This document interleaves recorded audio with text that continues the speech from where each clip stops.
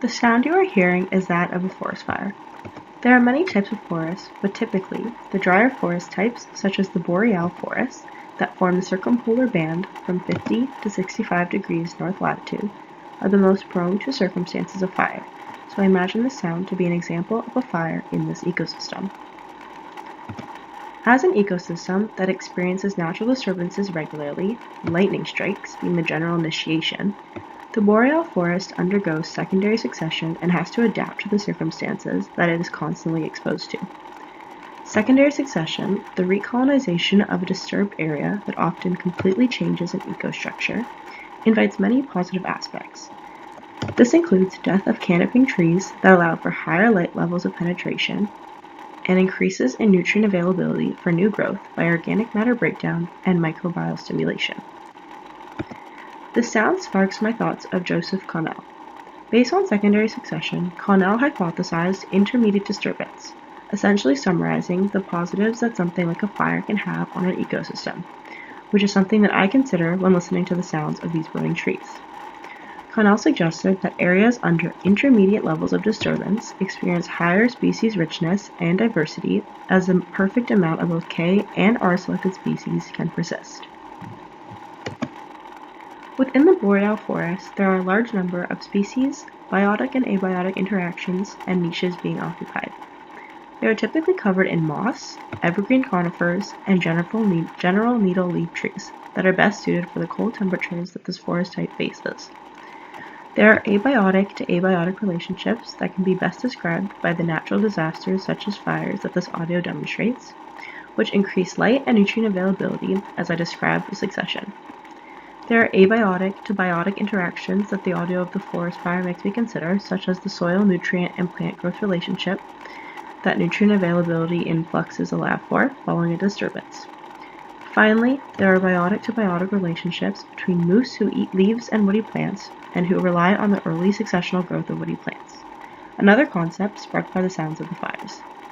This relationship specifically can also alter the composition of the forest when it's in its early growth stages. An extremely important and relevant process in forests is nutrient cycling. For me personally, when I think of trees, plants, and forests, the first nutrient I consider is nitrogen. Nitrogen cycling is crucial to the structure and function of an ecosystem, and fires have a significant impact on a process such as this. Fires combust organic materials after immobilization, the conversion of mineral forms of nitrogen into organic forms. And due to this, a detrimental process called volatilization can occur. Essentially, this means a loss of nitrogen from the ecosystem that takes away the amount available for species immediately following disturbance, despite the significant increase that will eventually follow. Along with this, fires also decrease tree populations, which are an important aspect of the nitrogen cycle, as trees prevent nitrogen loss, storing excess in their biomass, and by partaking in a lot of nitrogen fixing, which adds nitrogen from the air into plants. The nitrogen cycle is as follows. Ammonification, where bacteria and fungi release nitrogen as ammonium. Nitrification, where bacteria converts this to nitrate. Denitrification, where nitrate is converted to nitrogen. And assimilation, where the nitrogen is converted into materials that can be used by organisms. Ashes from fires can also provide extra resources that are otherwise unavailable in the same quantities, nutrients like phosphorus and potassium.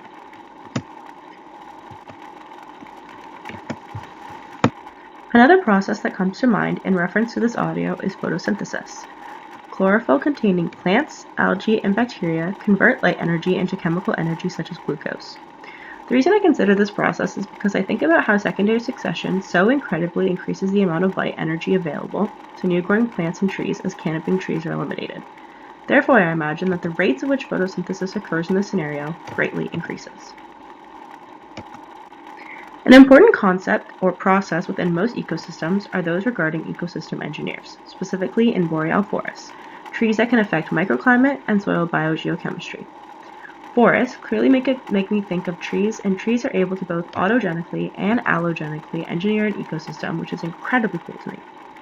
Autogenic engineering, changing the environment via their own physical structure, is done by casting shade. This helps reduce wind and rain effects and modify microclimates. Allogenic engineering, changing the environment by transforming physical states, is done by making soil macropores.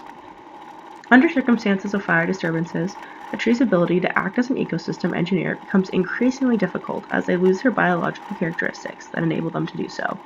However, it is wonderful to consider how they are able to recover so efficiently and maintain this role. Plants are the first trophic level in an ecosystem. Forests are an ecosystem that are flush with plants, especially the boreal forests, the specific forest that the sounds of this fire have made me consider. As autotrophs, the plant production can be viewed as the gross primary production, which is the amount of energy fixed by autotrophs.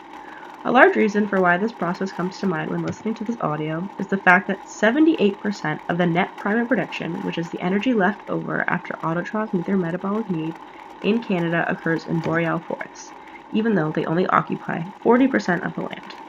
This huge number really stood out to me, and I think that this is what makes the idea of energy flow so interesting and relevant. This idea of autotrophs also relates back to photosynthesis, as they can be photosynthetic or chemosynthetic producers. As I've already discussed the general idea of photosynthesis, the brief description of chemosynthetic producers are those that can oxidize inorganic substances to fix carbon dioxide into organics. Energy flow in an ecosystem like this travels from primary, our plants, herbivores, our snowshoe hares, omnivores, the bears, and carnivores, lynx. These are all examples of animals found in a boreal forest ecosystem, as demonstrated by a pyramid to represent the loss of accessible energy as you travel up the food chain. Another idea that this audio sparks is how a natural disturbance such as forest fires can have such positive effects despite seeming so detrimental to the ecosystem, and this is because of its natural characteristic.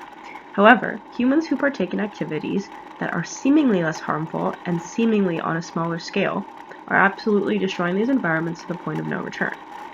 Logging and deforestation, hunting, mining, development, invasive species introduction, and climate change appear to have such minor consequences in the short run, but in the long run they are destroying forests while fires have long-term positive effects. For a specific example, climate change has increased the frequency of disturbances. To relate this back to the intermediate disturbance hypothesis of Knez, the most effective forms of disturbance are when they are occurring at an average amount created by nature, not the amount that climate change is creating. In regards to all processes, concepts, and interactions within a forest ecosystem, such as the boreal, there are underlying indigenous relationships that correspond to their values and culture. Canadian forests are home to hundreds, if not thousands, of indigenous tribes and communities, and throughout history, they have established a relationship to these ecosystems and the land, resources, and safety that it provides. In Nova Scotia specifically, the Mi'kmaq community is a large aspect of the forest. They are the guiding principles to inform our approach to forestry.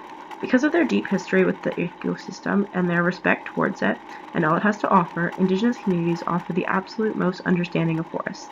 Their culture and the ecosystem are essentially one and the same, reflecting the values of the forest itself. They are respectful of the species that provide food, furs, antler, and the shelter that the forest itself provides. Indigenous people believe that everything we have is from the land, and therefore it is such a crucial aspect of their culture. They respect the processes that occur within the forest, inclusive of natural disturbances such as fires. Because of their values, when succession occurs, this is viewed as a positive because of how it benefits what lies within the ecosystem.